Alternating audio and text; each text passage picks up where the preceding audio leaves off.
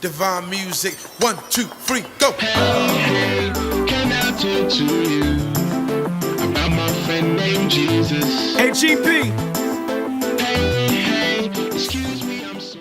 Hey Crossroads, it's Jay again. It's our 4th episode of Questions with Timo, and I'm here with Timotheus, and we've got another question we're going to have him tackle for you.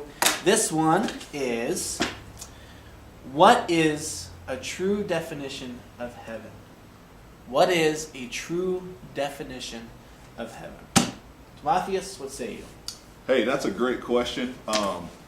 By the way that this question is written, heaven has a big H, and so I think what you are asking is, what is the true definition of like big H heaven, where God is? Like, and I don't know if you're asking more for a description or a definition, but I'm gonna do a little bit of both if I can do that.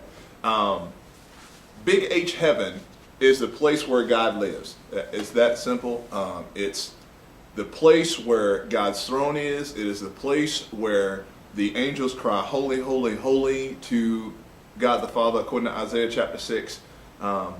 It's the place where believers will ultimately live for eternity with God. But it is God's presence, God's fullness, the fullness of God's presence that makes heaven heaven.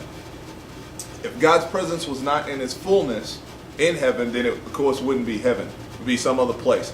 Like, is God present on earth? Yes, but we do not experience the fullness of God's presence, His total glory, His total radiance, Him completely open and allowing us to see every single piece and part of Him.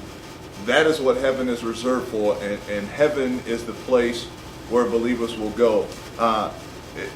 And to be honest, I mean, not that the Bible does not describe heaven. The Bible definitely does. The Bible doesn't give a definition of heaven as much as the Bible constantly reminds us that our Father lives there, that is the place where He reigns and rules. That is the place where believers go. That is the place to which Jesus ascended after He left the Mount of Olives, after He resurrected. And so the only thing that I think points to perhaps more and more of what you want to know is the book of the Revelation. Book of the Revelation tells us a little bit about this heaven.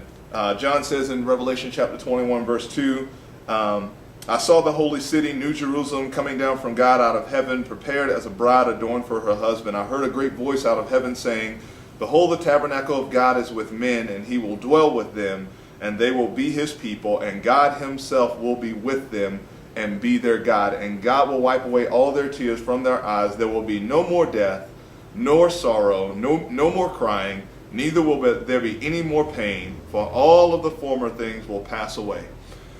That is what heaven is. It is a place where you get to experience God's presence, if you are a believer, in total fullness. The rest of what this text says, because it's just beautiful. And He that sat upon the throne said, behold, I make all things new.